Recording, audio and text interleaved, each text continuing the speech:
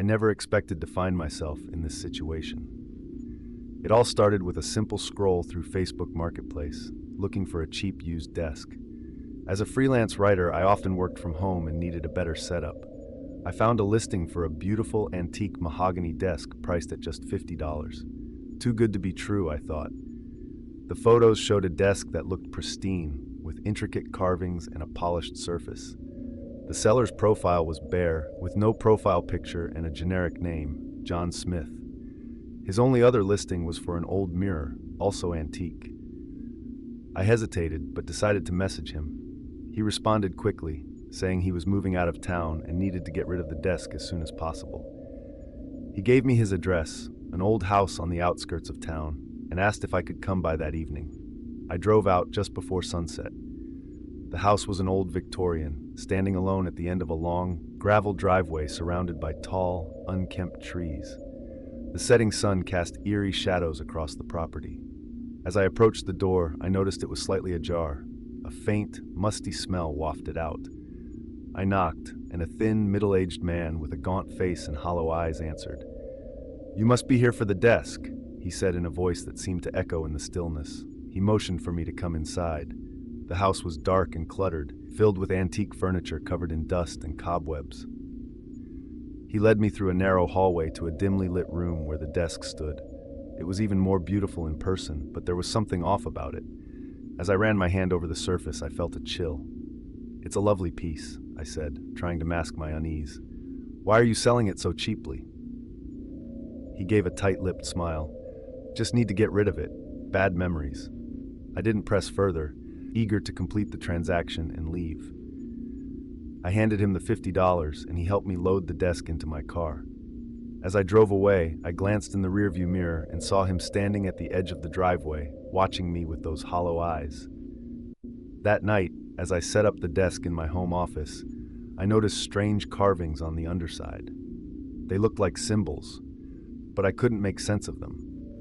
I shrugged it off, thinking they were just part of the antique's charm. Exhausted, I went to bed. I woke up in the middle of the night to a cold draft and the sound of whispering. My bedroom door was slightly open. Heart pounding, I got up to close it when I noticed the whispers were coming from my office.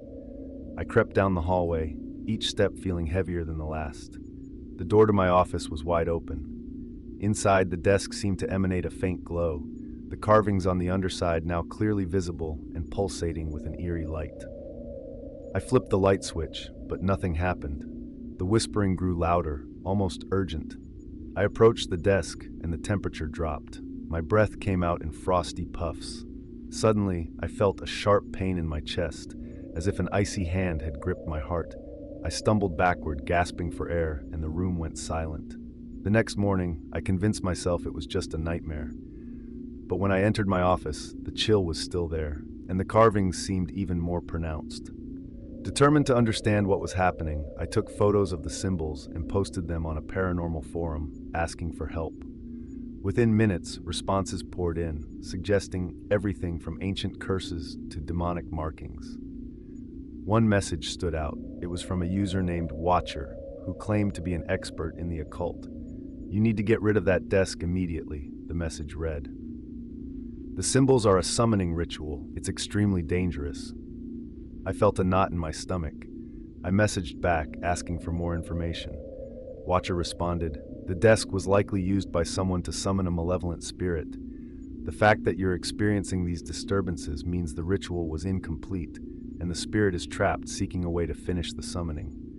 I decided to confront John Smith. I drove back to the house, but it was empty, abandoned. The windows were boarded up, and a "for sale" sign stood crooked in the front yard. I knocked, but there was no answer. I asked the neighbors, but none of them had seen or heard of John Smith. It was as if he never existed. That night, the disturbances grew worse. The whispers turned into guttural growls, and I saw shadows flitting across the walls. I couldn't sleep, and the oppressive cold made it hard to breathe. Desperate, I contacted Watcher again, who advised me to perform a cleansing ritual to banish the spirit. They sent detailed instructions, and I gathered the necessary items: sage, salt, and candles. I followed the steps meticulously, chanting the incantations while burning the sage and sprinkling salt around the desk. As I did, the room shook violently and a deafening roar filled the air. The carvings on the desk glowed brighter, and I felt a searing pain in my chest, like a hot iron branding my skin. But I continued, determined to end this nightmare. Suddenly, there was a blinding flash of light and everything went still. The temperature returned to normal and the oppressive presence lifted. I collapsed, exhausted and in pain. When I finally gathered the strength to look at the desk, the carvings were gone, leaving only smooth wood. I decided to destroy the desk. I took it to the backyard, doused it in lighter fluid, and set it ablaze. As the flames consumed the wood, I felt a sense of relief. Whatever malevolent force had been tied to the desk was gone. In the weeks that followed, my life returned to normal. I found another desk, a modern one without any sinister history, and resumed my work. But I couldn't shake the feeling that I was being watched, that something from that house still lingered, waiting for an opportunity to return. Even now, as I sit at my new desk, I sometimes hear faint whispers in the dead of night, and a cold draft brushes against my skin, reminding me of the darkness that once invaded my home.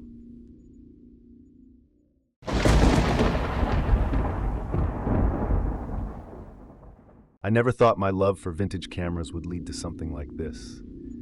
It all started when I found an old Polaroid land camera on Facebook Marketplace. The seller, Emily, had posted it with the caption, "Rare vintage camera, perfect condition, $25. The price was too good to pass up.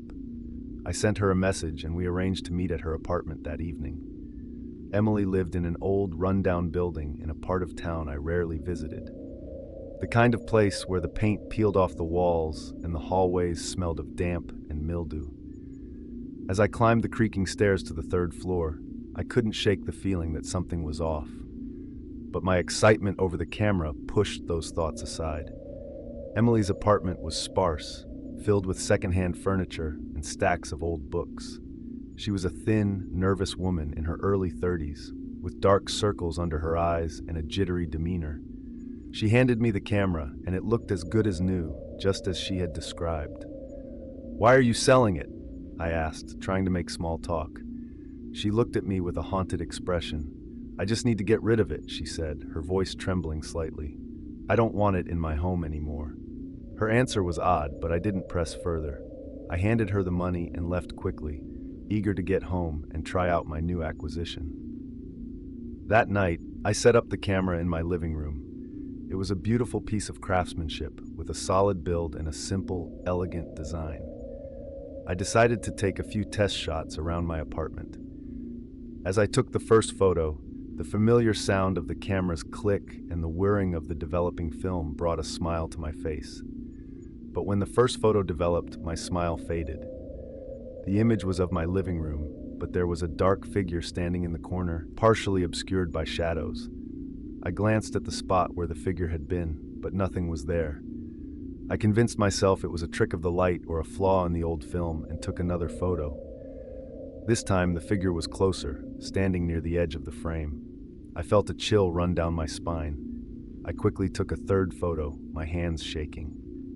In this one, the figure was directly in front of the camera, its face a blur of darkness, as if the very essence of shadow had taken form. I dropped the camera and backed away, my heart racing. The room suddenly felt colder, and the shadows seemed to deepen. I tried to rationalize it, telling myself it was just a coincidence, a defect in the camera. But deep down, I knew something was very wrong. I decided to call Emily and ask her if she had experienced anything similar.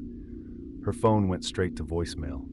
I left a message, trying to keep my voice steady, asking her to call me back as soon as possible.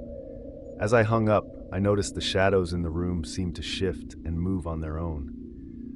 Unable to sleep, I spent the rest of the night researching online, looking for any information about the camera. I found a few forums discussing haunted objects, but nothing specific about my camera. I finally fell asleep at my desk, exhausted and scared. The next morning, I woke up to find a new photo on the table next to the camera. I hadn't taken it. My heart pounded as I picked it up. The image showed my bedroom, taken from the doorway.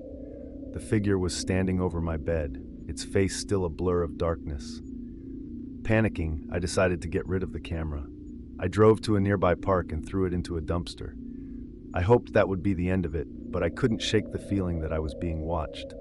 That night, I barricaded myself in my bedroom, but sleep didn't come easy. Every creak and groan of the house made me jump. At around 3 a.m., my phone rang. It was Emily. Her voice was frantic and barely coherent. "Did you see it? Did you see the figure?" she asked. "Yes," I whispered, terrified. "What is it?" "I don't know," she said, sobbing. "It started after I got the camera. I thought getting rid of it would help, but it followed me. It's always watching, always waiting. I thought if someone else took it, maybe it would leave me alone. I'm so sorry." Her words sent a chill through me. "What do I do?" I asked, desperation in my voice. "I don't know," she repeated. "I don't know." The line went dead. I felt a presence in the room, a cold, malevolent force. Slowly I turned around, and there it was, the dark figure, standing at the foot of my bed.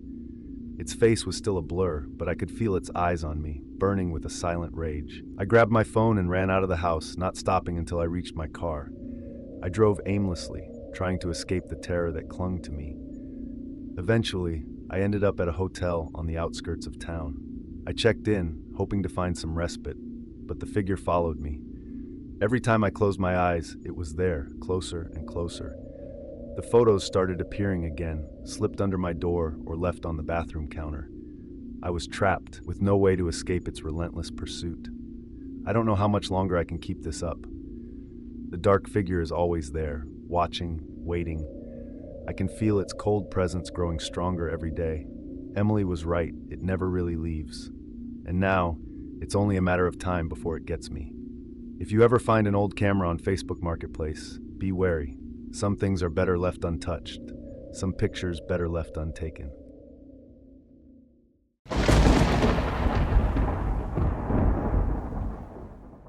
I've always been a fan of vintage furniture. There's something about the craftsmanship and history that draws me in. So, when I found an antique wardrobe on Facebook Marketplace, I couldn't resist. The seller, an elderly woman named Mrs. Harris, lived in an old Victorian house on the outskirts of town. The price was surprisingly low, only $40. She said she needed to downsize, and the wardrobe was too big for her new apartment. I arranged to pick it up that evening. The drive to Mrs. Harris's house was long and winding, through dense woods that seemed to grow darker with every mile. By the time I arrived, the sun was setting, casting long shadows over the dilapidated house. Mrs. Harris greeted me at the door, a frail figure with wispy white hair and tired eyes.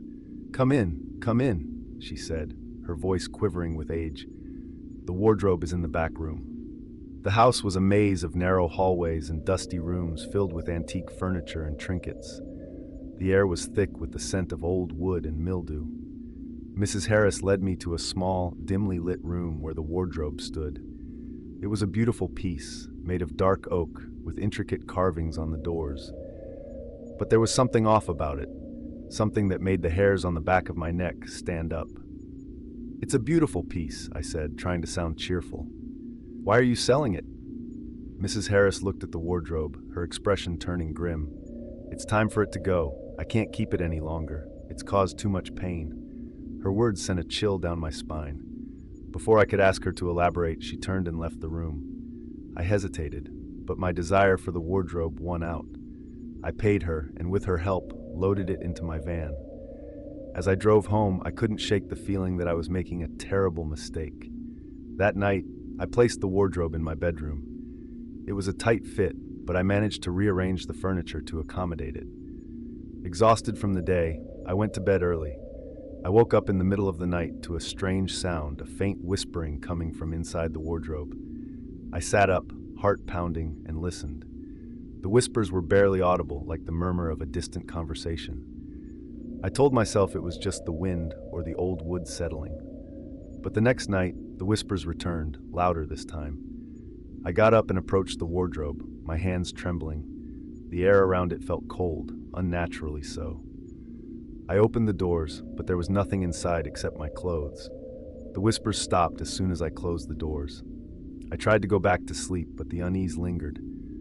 Over the next few days, the whispers grew more persistent, sometimes turning into soft, anguished cries.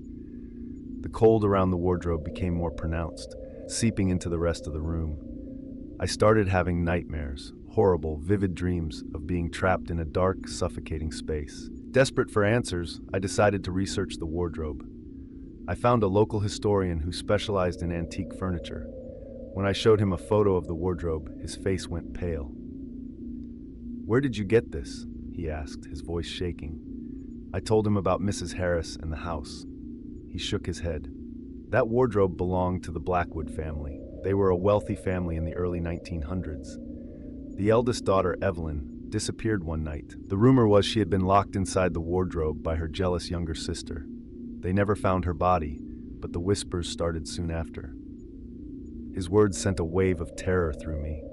I rushed home, determined to get rid of the wardrobe. But when I tried to move it, it wouldn't budge. It was as if it had rooted itself to the floor. The whispers turned into frantic, pleading voices begging for release.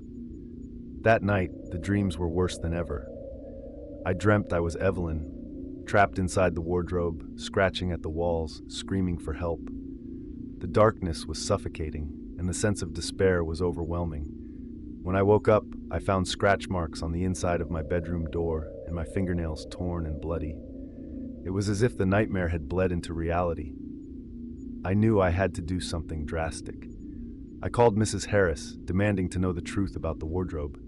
Her voice was filled with regret and sorrow. "I thought it would be different for you," she said, "but it seems the spirit is still restless. Evelyn's soul is trapped in that wardrobe. I couldn't live with it any longer." "Why didn't you tell me?" I shouted, but the line went dead. Mrs. Harris had hung up, leaving me with more questions and an overwhelming sense of dread. I couldn't keep the wardrobe. I decided to destroy it. I took an axe from my garage and swung at the wardrobe with all my strength, but each blow seemed to bounce off, leaving the wood unscathed. The whispers grew louder, now mingled with cries of pain and anger. It was as if the wardrobe was alive, defending itself. In a fit of desperation, I doused the wardrobe with gasoline and set it on fire. The flames roared to life, consuming the wood with a fierce intensity. The cries and whispers turned into a horrific scream that echoed through the house. The wardrobe burned, but the fire quickly spread to the rest of the room. I barely managed to escape before the entire house was engulfed in flames. Standing outside, watching my home burn, I felt a strange mix of relief and fear. The wardrobe was gone, but at what cost? The fire department arrived, but it was too late to save the house. As I stood there, shivering in the cold night, I heard a faint whisper in the wind, a final, desperate plea for release. The next few weeks were a blur of insurance claims and finding a new place to live. I moved into a small apartment, trying to put the whole ordeal behind me, but the nightmares persisted. Every night, I dreamt of the wardrobe and the dark, suffocating space inside it. One night, I woke up to find a single photograph on my nightstand. It was an old, faded picture of a young woman standing in front of the wardrobe. Her eyes were sad, and she seemed to be looking directly at me. On the back of the photo, a message was scrawled in shaky handwriting: "Help me." I couldn't escape it. The wardrobe, Evelyn's spirit, it had all followed me. Desperate, I sought out a medium, someone who could help me communicate with the spirit and hopefully find a way to lay it to rest. The medium, an older woman named Margaret, agreed to help, though she warned me that the process could be dangerous. We performed a seance in my new apartment. Margaret called out to Evelyn, asking her to come forward and tell us what she needed. The air grew cold, and a heavy, oppressive feeling settled over the room. A soft, trembling voice filled the space. Evelyn's voice. "I'm trapped," she said. "I need to be freed." "How can we help you?" Margaret asked, her voice calm and steady. "Find my body," Evelyn replied. "Give me a proper burial." After the seance, Margaret explained that we needed to locate Evelyn's remains and lay them to rest in consecrated ground. It was the only way to break the curse and free her spirit. With renewed determination, I returned to Mrs. Harris's house, hoping to find some clue to Evelyn's final resting place. The house was abandoned now, its windows boarded up and its doors locked. I broke in, feeling a strange mix of fear and resolve. I searched every room, looking for any sign of where Evelyn might be. In the basement, I found a small, hidden door behind a stack of old crates. The door led to a tiny, cramped space, and there in the corner were the skeletal remains of a young woman. I called the authorities, and they confirmed that the remains were likely those of Evelyn Blackwood. With their help, I arranged for a proper burial in the local cemetery. The day of the funeral was cold and gray, the sky overcast as if mourning the lost soul finally being laid to rest. As the coffin was lowered into the ground, I felt a sense of peace wash over me. The nightmares stopped, and the whispers faded into silence. Evelyn was finally free, and so was I. But sometimes late at night, I still hear a faint whisper on the wind, a reminder of the dark, haunted past that had briefly intertwined with my own. And I know that some doors once opened can never be fully closed.